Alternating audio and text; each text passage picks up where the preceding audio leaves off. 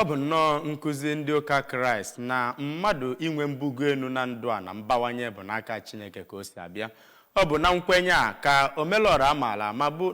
si Obe Agulu village dị na Agulu Kansụl na Ọcha Chief Joseph Ilo na ezinụlọ ya jiri wee jee n'ekwu aja Chineke dị na St. Vincent de Paul Parish Outstation dị n'Obe Agulu iji wee tụọrọ Chineke mma pụrụ iche ma chee nwa ha nwaanyị bụ Princess Kaira Chukwu Aliona Ilo n'iru Osebụlụwa. Amaka Chibụzọ Koye ka akọdalugo akụkọ ana.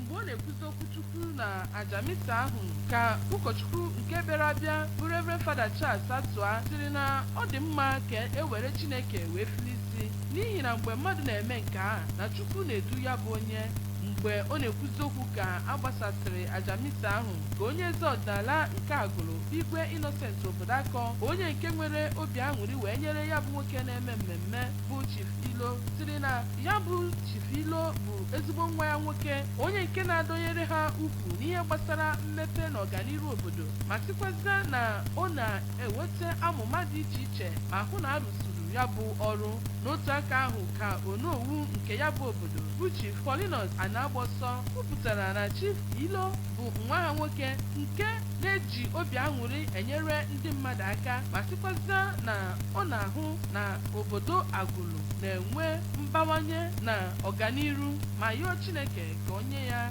ndụ kwuru ndụ na ihe akụ na ihe enwenwe. Nwanne ya bụ nwoke bụ Maazị Jude Ilo onye bụ light heavyweight boxing champion n'Africa kọwara na ha na-ekele Chineke na mbunye enu ya n'ebe ha nọ si na ịdị mma Chukwu na mbawanye nke o nyere ha n'ọmụmụ bụ nke ha jigiresiri aka ike wee na-ekele Chukwu n'ihe ọma o mere. Ofu enyi ya bụ nwoke bụ Chief Oscar Uzodimma kelere Chineke n'isi Chief Ilo si na Chief Ilo a na-aga n'iru na-enye ndị mmadụ onyinye site n'ihe Chineke nyere ya ma yọọ Chukwu ndụ na-arụ isi ike na ya bụ isi ya bụ nwoke. Mgbe ọ na-ekele Chukwu maka iji Chief Ilo wee kwara ngwaọrụ na ibulite ndị ọ na-atụ ọnụ enu ka nwanne ya nwaanyị bụ Oliakụ Rose Uchebusi gosipụtara obi ụtọ na ịhụnanya ya wee nye nwa ọhụụ anwa nke ha mụrụ ma yọzie Chineke ka onye ya ike na amamihe na ịhụnanya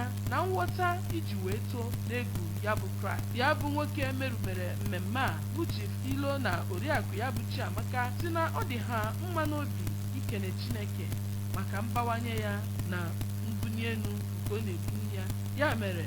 ha wee kpọọ ndị mmadụ ka ha bịa soro ha wee nwerie egwu ọnwụ. Inye onyinye pụrụ iche idu ya bụ nwatakịrị bụ Aliona jee n'iru Chineke na egwu dị iche iche bụ ihe pụtara ihe na ụka nwa ejerubere. Abụ Amaka Chibụzọ Okoye maka akụkọ ụwa.